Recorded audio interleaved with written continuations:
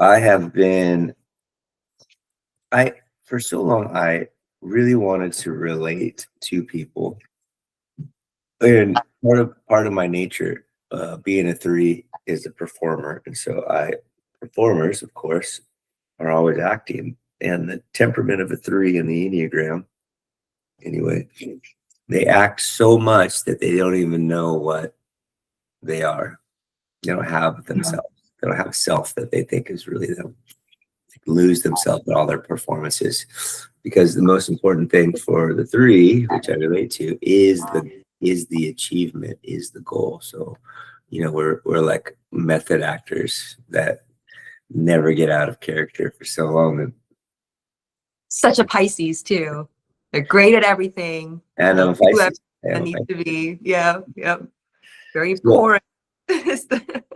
Jared, Leila's husband, he's a three. One of my Bob, my boss, the guy that I quit, that I had all my judgments over, he's a three. Because he, part of my judgments were insincere. I don't know if I can trust you because you say this thing and I don't know what you're going to do ultimately, like all these things. So I can relate to it because I do versions of that all the time. Yeah. And so, but ultimately the reason I'm doing that, and the reason why any of the temperaments, as far as the Enneagram goes, do what they do, they're rackets, right? They're games that they play. And a racket is this thing that you're doing over here so that the real business isn't seen. It's kind of like during the alcohol prohibition, there was a butcher in the front of the little store, but the butcher, they're selling meat. You can go buy meat, but it wasn't the real business. The real business was the moonshine in the back, selling the booze, and classic mob business. So we're all running those rackets. So every one of us.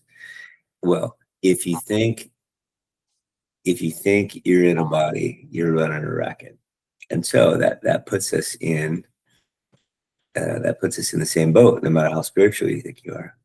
And so one of my rackets, after I had all of these realizations in life about all this stuff that really was freeing in so many ways, was I'm going to engage in all this human stuff so that I can be with other people thinking that they're a human.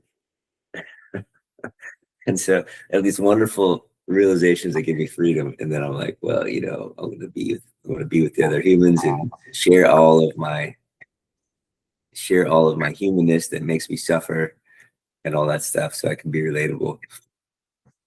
And it's so funny though, because then while I'm doing it though, I get lost in it and I sincerely suffer over it instead of just trying to be relatable. Like I'll do that. All of our conversations are like that, right? I'm like, hey, this is all for me, but I'll go into the state of being Jevon and all of my personalities,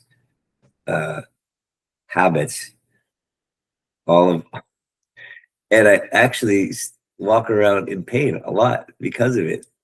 And like my original intention was not to free it, but was to try to articulate and to see like the dynamics of how it's working and why am I doing this? And it's so crazy. I'm always suffering and putting myself in these situations. And I was more doing it as to understand the dynamic and to be able to explain it and to be able to help people, so to speak, even though we're ultimately all fine. But I get lost. I just get lost and I forget. And it's kind of like all of our story. Maybe ultimately what we're all doing, maybe ultimately this is all a game just for fun.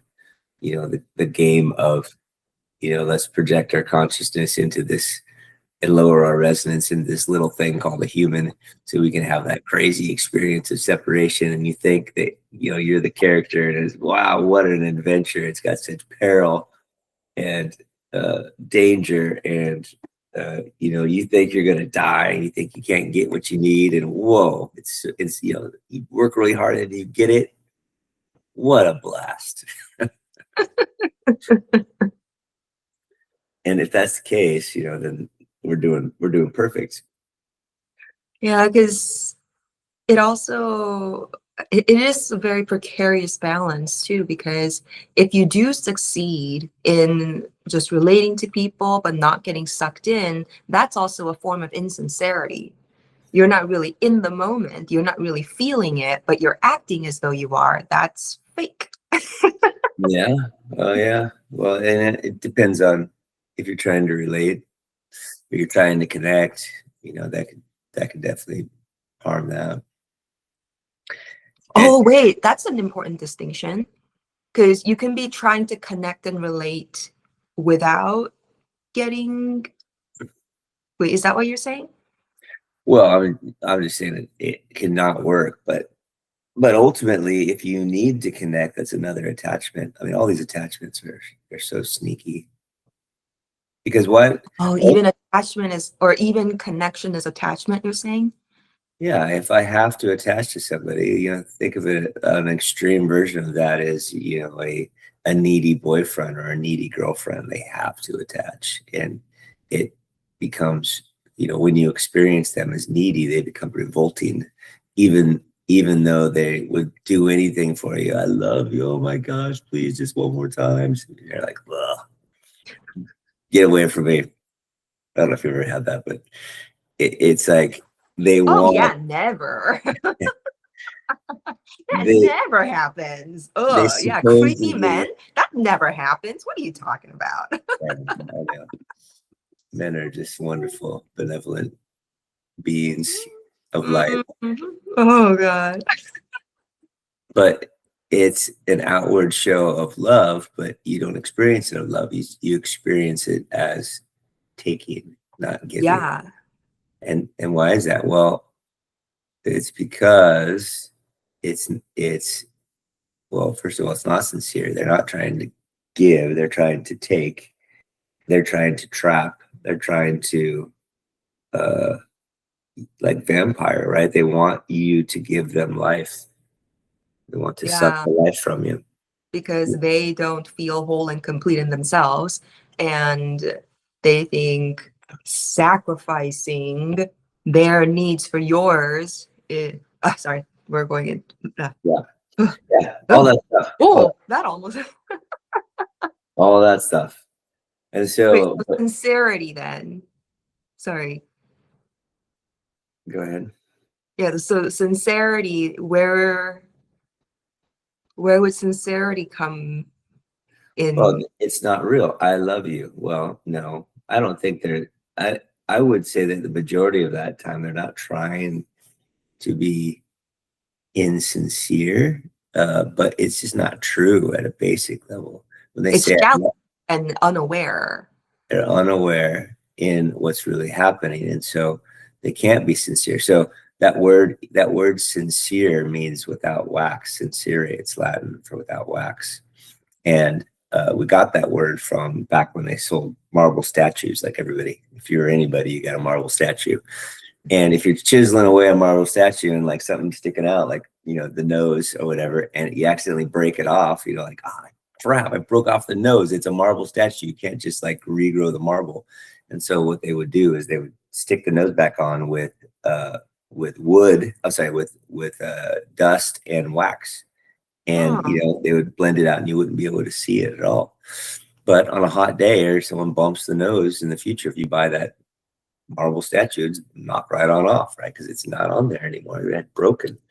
And so one of the things that they would say, how they would sell these marble statues is they would put a sign that says "Sincerity" without wax, which means that there's no cracks. It's not broken. And so when we're sincere, there isn't any. We're saying I'm not hiding the brokenness necessarily. I'm not hiding it. I'm not hiding the thing I don't want you to see. I'm being as open as I can. All of the broken pieces. I'm being transparent. And so when someone comes at you and they're overly nice, you're like, it just doesn't seem sincere. It seems like there's something there that you're not telling me. Where's the fear? Where's the, it doesn't seem in correlation to, it's like the normal human interaction is permission based normally. Not to say that this is even right. I'm just saying the normal human interaction, permission based. Like, I meet you, nice to meet you. We spend all day together. Like, oh wow, it's great hanging out with you. Is it okay if we end with a hug? Okay. And then we do it again, and then the next time I see you, then we start with the hug, and then we talk about intimacy, and now we're sharing things that wow, the other night I did drugs with my friends, and I shouldn't have done it.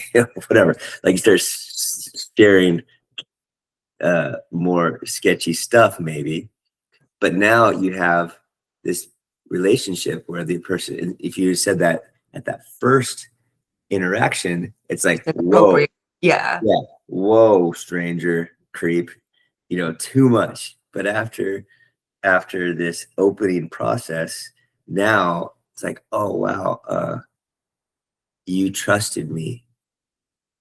I feel so honored that you would trust me with that, as opposed to, get away from me, you creep. What's the difference? Well, my judgments, of course, but normal human actions, we need that. And so at the beginning, it's kind of normal to have the good side out, right? That's dating. Even if you want to be open and honest, you have, for the other person's social rules, you don't dump it all on someone's plate. You have that nice, cordial side of you.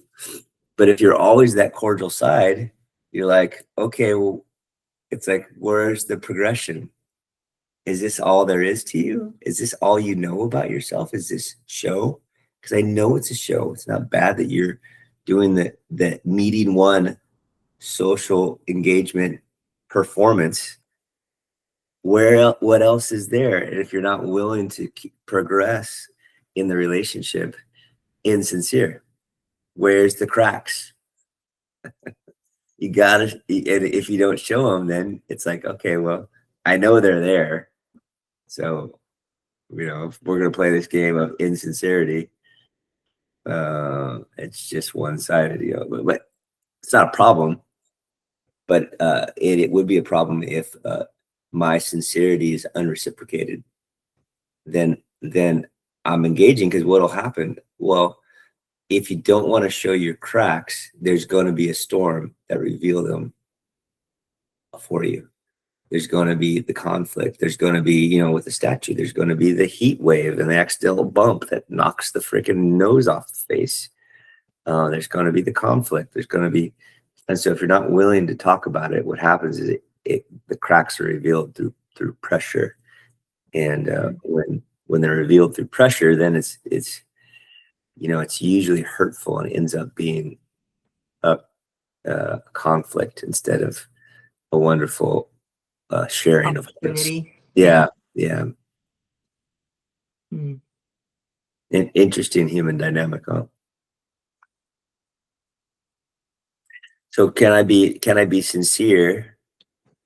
And so that's been my game that I try to play, is be sincere. Be sincere above all else, to be sincere and play the social dynamic, because I'm being sincere for the sake of the other, or so I say. And so, you learn the social dynamic. What's too soon? At first, when I was coming out of Christianity, fundamental Christianity, and kind of challenging the whole system, I would say just shocking things, just because I had the freedom of not being a good guy all the time, I don't know, whatever, shocking sexual things, it's like, I was thinking about doing some drugs, it's like, wow, there's, it's, whatever it was, shocking. I was trying to be shocking to see what they would do. And that wasn't loving. It's more just like, I'm free. You're not. I judge you for being an insincere Mm. Christian. Dummy. Yeah. So that's me judging them. So I'm basically the same thing, right? Same. Mm. Yeah. But what I've been Yeah, I'm not quite successful at it yet, I don't think, but getting better at noticing. noticing yourself doing it. Yeah, noticing that, oh, there's a judgment here. Oh, I'm very triggered right now. Oh, I would very much like to tell this person how they are not hearing what's being said to them, Yeah. because them hearing what's being said would make me feel a lot better. But then how is that different? But then I'm being the same way that um that I'm judging as being, well, and the same like childhood mom dynamic, right? Where What? the same dynamic that happened as a kid, where I learned to yeah, where I picked up all of my defense mechanisms of being right and taking things seriously in order to get things right and in order to be safe. The whole wanting the other person to behave a certain way. Like I felt like my mom growing up, she needed me to be a certain way so that she can call herself and feel like she's a good mom. Yeah. Like, I'm making all these sacrifices for you. And it's like, okay, well, I didn't ask you for that. I wanted to go eat this watermelon. I wanted Yeah. to go dance to this song. I wanted to go. Yeah. And you're not letting me do any of the things that I want to do. I gave up And my yet whole you're, life so that you can be here trapped. yeah, Oh, exactly. well, And thank you you're so much. acting as though I asked for this. We could be miserable together. So wonderful. It's romantic. I mean, my mom's come a very, very long way. But yeah, it's that whole dynamic of coming back up of you can't be yourself. It's like, well, or me feeling like I can't be myself, and then it's like yeah, being both. I lost track of where I was going with this. Yeah. Well, I think that the important thing is it's always for you. It's always for you. Meaning, if it's difficult or if it feels anything less than blissful or peaceful or content or entertaining or loving, like all those feelings that we have, if it doesn't feel that way, then it's a lesson. Yeah. And what's the lesson that I get to do? Well, the lesson is I get to let it go. So my current lesson is it's so triggering because I have this belief that I have to take care of people. And That's an interesting way to put fatherhood. yeah, it's true. But and the people that I have to take care of are my wife and my kids, or my mom or whatever, whoever else comes in like that too. But the mom and kid and the wife and children, my children, there's a whole family, there's a whole social structure that confirms, yes, you have to take care of those people. Mm-hmm. This is not an abnormal conclusion of being a dad. Right. Now, it's not a bad thing, of course. In fact, it's a celebrated thing in my culture to say that you have to take care of them. But so how if I follow this reasoning of have to take care of, then to assure an outcome, because I'm an outcome driven person, now you have to start dealing with possible hindrances to this success that's necessary.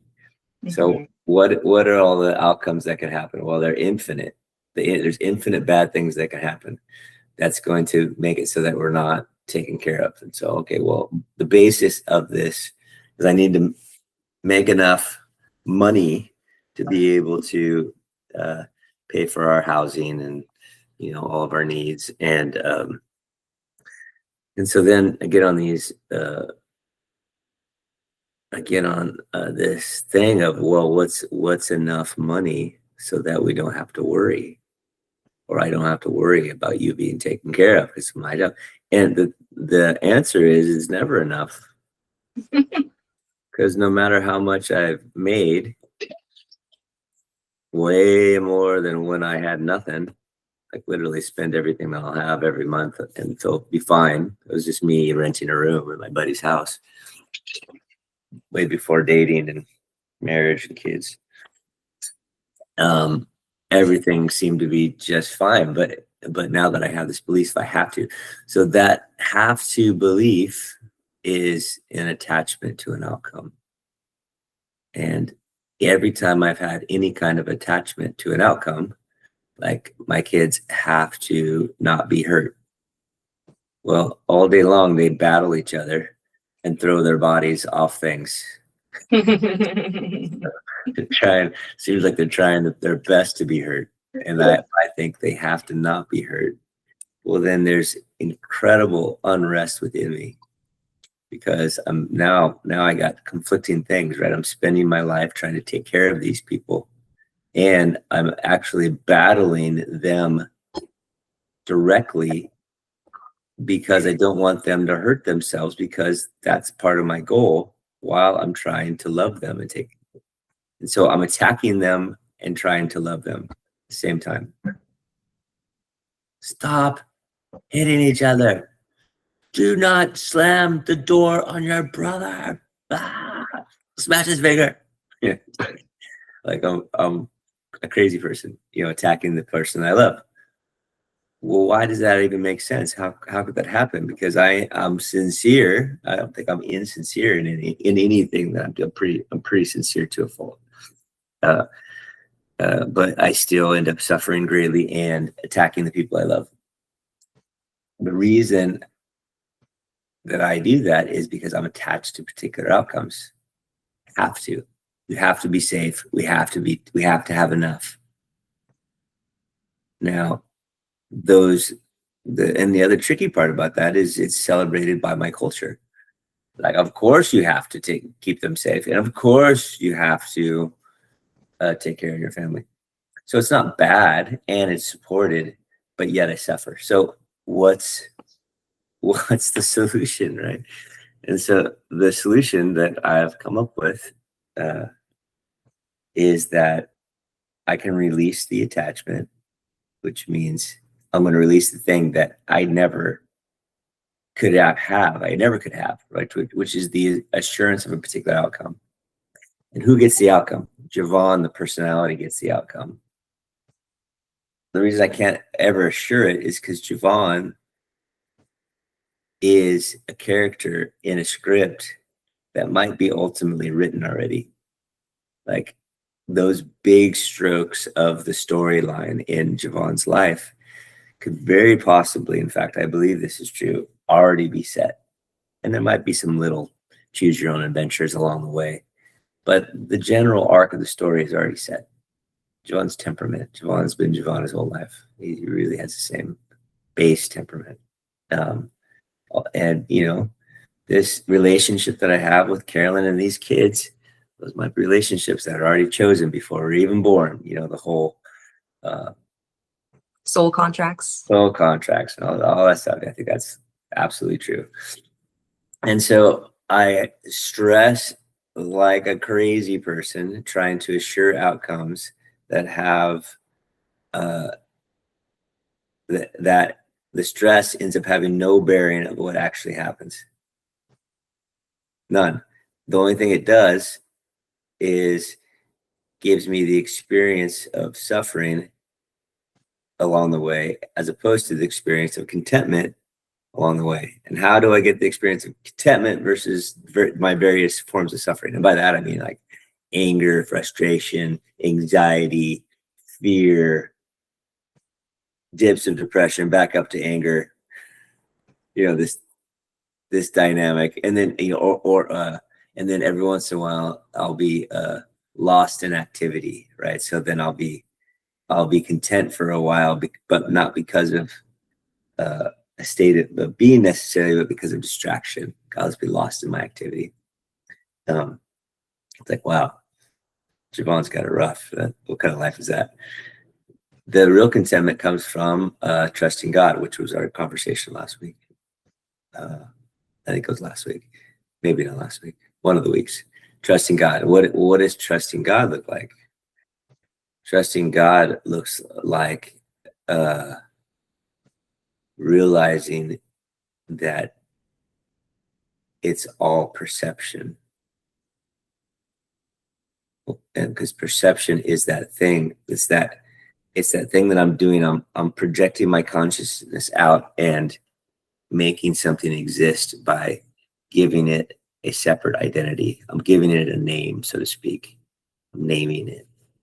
And as soon as I name it and give it meaning and give it that kind of, it's my perception of it. Like I could see this cup in the morning, baby mama, and be like, baby daddy got broken, so I took this like this new cup. So I see this in the morning, I'm like, oh, good cup of coffee. And then someone else might see that and be like, that's so weird. I'm not gonna drink out of that. It's embarrassing.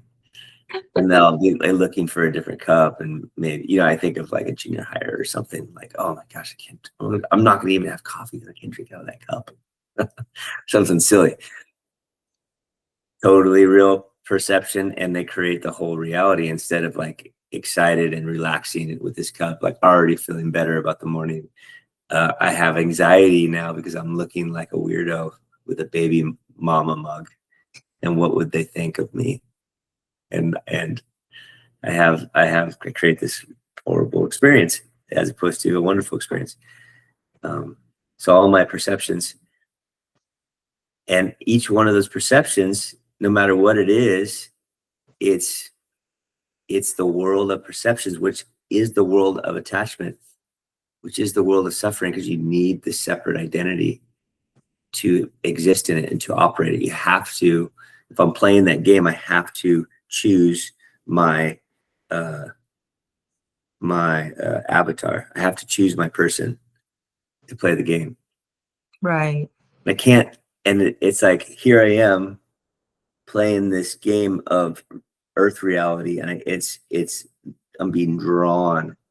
If you've heard of what's it called? It's the energy of separation. It's not Leila. It's Maya? Maya. Boom. It's Maya. It's this draw of to keep you blind, so just enough so that your consciousness can lower enough so that you can think that you're in a body, so your consciousness can be, it's like the power lines up running through your town. You can't plug your phone into that. It would burn your phone up and burn your body up. So you have all these step down converters, step down, step down, step down, step down. And that's what Maya does. Steps down our resonance and our true being, our true power, steps it down so that we can operate in this super low frequency called personality, called a body. And then it's easy to forget. It's easy to forget. And then it's so hard to let go. Yeah. That's an interesting way to look at it. And so I like that. I walk around, I suffer, and the more aware I get, the more painful it is to be a little bit off. Mm-hmm. It's just more and more painful. Where at some time when I wasn't aware, I could be way off, just fully into my accomplishment, identity, and looking good, and be totally seemingly content into my rackets, right, of accomplishment and looking good and all that stuff and being right, power games and influence. But my awareness makes me when I'm watching myself play this game of separation, I don't need as much of it to be like, oh yeah, it's not me. Oh, it's never gonna work. Like at some point, everything you've ever wanted not working, that realization is depressing. And that's what happens to people that are unaware, that get it all too fast. They get depressed, right? Lots of all the stories that we hear of superstars getting what they want too fast, Mm-hmm. and they commit suicide because they're like, oh no, it'll never work. Which is true, that's sad, but it's also beautiful to know it's not going to work, because why else would you pay attention to the subtleness of who am I? I mean, that's a very, you have to get more and more subtle, not more and more aggressive to find those answers. And so why else would you do that unless your other racket didn't work? Usually we wouldn't. Mm-hmm. So here I am with the most subtle realizations, and especially my subtle realizations of attachment, causing me more and more suffering. Not because it's bad, people, I'll get this kind of conversations and people like, but you're so whatever, like if I'm in their life in a positive way, like, but you're so, positive. Why would you ever feel that way? and the answer is it's more, the more subtle you get, the less you need for it to disturb you. It's the princess and the pea, that parable. Have you ever heard that parable, the princess and the pea? It's a fairy Mm-hmm. tale, and they're looking for the princess, and they stack these mattresses. I'm probably going to butcher the story. They stack these mattresses like 100 mattresses high, and they put a pea under the bottom mattress, and they had these girls sleep in the bed, and everybody slept great except one girl. She's like, oh, my back just hurts after sleeping on the mattress. And they're like, that's the princess, because the such a subtle disturbance was Mm-hmm. enough to bother you. Oh, That's ridiculous when you think of the physical body, right? And or entitlement, or just the ridiculousness of a human that would do that. But spiritually speaking, that's the game, is less and less and less and less. It takes less and less to bother you, and you kind of get lazier and lazier and lazier because you're letting go of more and more and more accomplishment, performance, social engagements to make others happy, accomplishment to fit in, like all that stuff. When I realize, even if I did it perfectly, it's not going to give me what I want. There's got to be another way. And so I got to the place where it's a letting go game, not a grab more game. mm-hmm. And then what remains? Well, what remains is the thing that's already content. And that's what I want. I want to be content. But the problem is I already am. And I'm trying to get my personality to find the contentment by looking for it. Uh-oh. It's like, it feels like it would be so satisfying to be able to get it. Yeah. To continue engaging in it and to get it.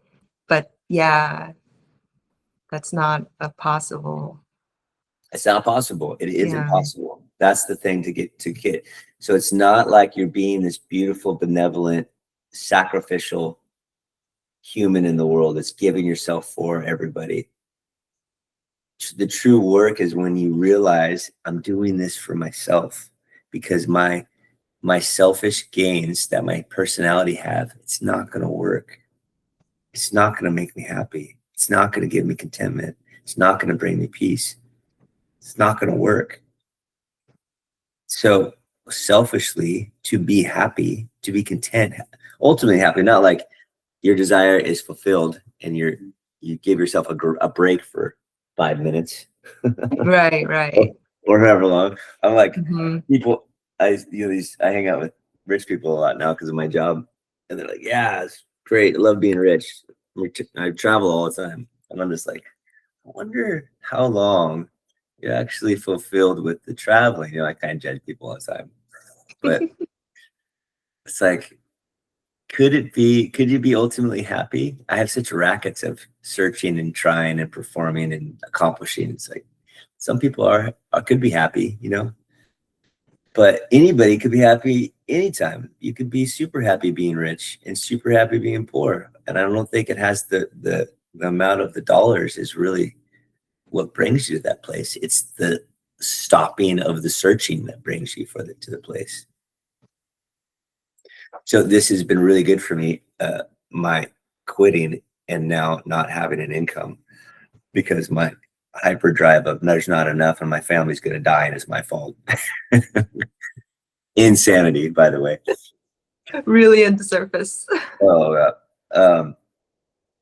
I have, it's moment by moment that I have to literally release the fear of destroying everyone's life because there's not going to be enough and it's my fault. That kind of pressure. And I move so fast into that because it's my accomplishment and my need to look a certain way and my presence needs to be a certain way in the world and, you know, be perceived a certain way, that I instantly get triggered in this particular situation where I'm in. And so it's like, if you've ever, I don't know if you've ever been almost going on vacation and you do all your work to a certain way and you get everything done on your list so that even though the part that you're meaning to get to, but now you do it because you want to be on vacation, you don't want to think about work. And so you set it all up and you set the people up that are going to, as things come up, they're going to take care of it while you're gone. And everything's taken care of.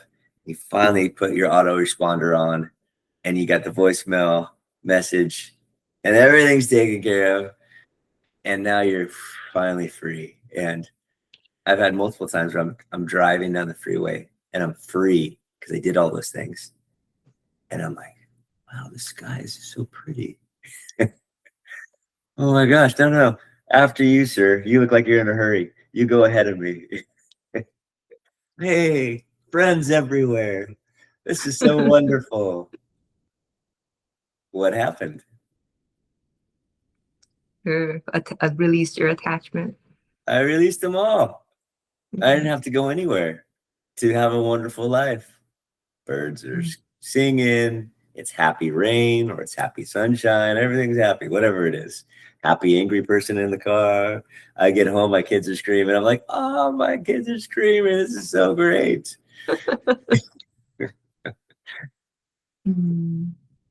So when is the good time to let that go? Well, if I wasn't insane, it would be right now, but I'm ultimately insane.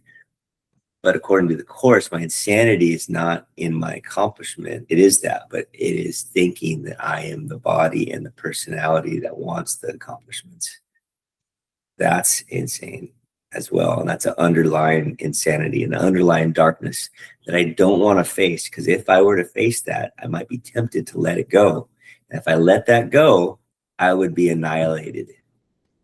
At least that identity that operates would be annihilated. And the worst offender, the worst enemy to that separate identity is not a bad guy, but it's love.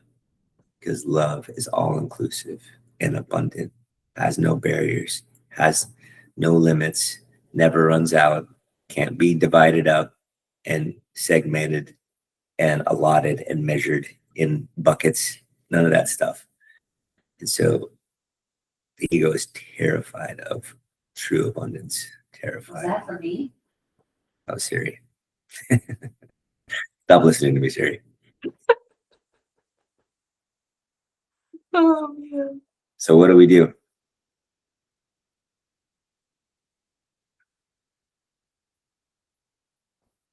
Proceed lightly. Watch yourself. Yeah. Lightly is good. Because lightly kind of is if you're proceeding lightly, you're kind of moving sneakily. You're paying attention to every little thing. Your awareness is more tuned, That to me is more cautious.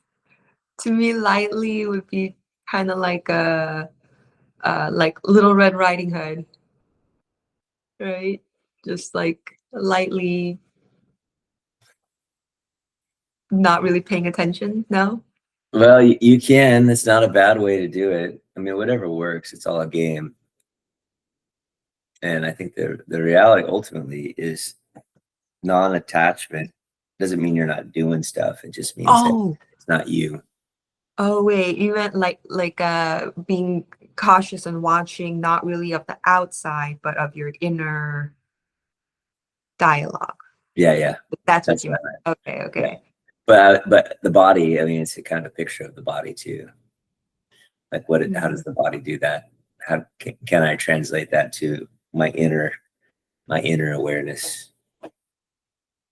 Carolyn goes to sleep before me every night, and just about, and uh, everything kind of when it's nighttime and everything's quiet, every little noise seems like deafening. It's giant noises, and so when I try to sneak into bed, I'm like, even my zipper, it's like at night, I'm like, oh my god.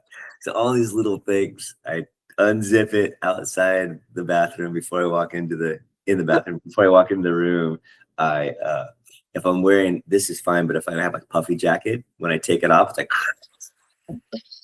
like what the heck? How is everything so crazy loud? You know, the light on my watch, I make sure to put on sleep mode, because if I do it in the room, it's like spotlight in the room. I'm unaware of all those things unless I'm in that situation. So how much stuff am I unaware of? Well, the vast majority of everything. And so if I were to just tread lightly, if I were, so both things, right? Being aware of all the little stuff, but also, like you said, the Little Red Riding Hood, just like everything's fine. Skip through life and not be so concerned about the danger. Be innocent of the danger. Is that what you meant by that? Yeah, yeah. That's beautiful To too. combat my over seriousness. Yeah, it's a lovely place to be. I totally go full on goofy sometimes. I've been like overly serious to overly goofy, and people are like, kind of weird being goofy. You're like a full on like weird dad goofy. You know, like this, you're hanging out with somebody and it's the dad of the kid, and he's just weird and goofy. I do that. I go total weird goofy. Mm. But why not? It's fun. Like it's like a light life. Yeah. And it's not so serious because you can't die. And if I lose my accomplishment, it's not me. I'm not my accomplishments. Mm. That was all for me. Yeah. All right. We didn't cover any of the text. Oh, dang it. Okay, It was well, all decent though, right? it was basics. Okay, anything else before we go into our No, worlds? that Get was good. lost? Yeah. Great way to start the week. Yes. All right. Thank you for meeting with me. Thank you as well. See you soon. Bye.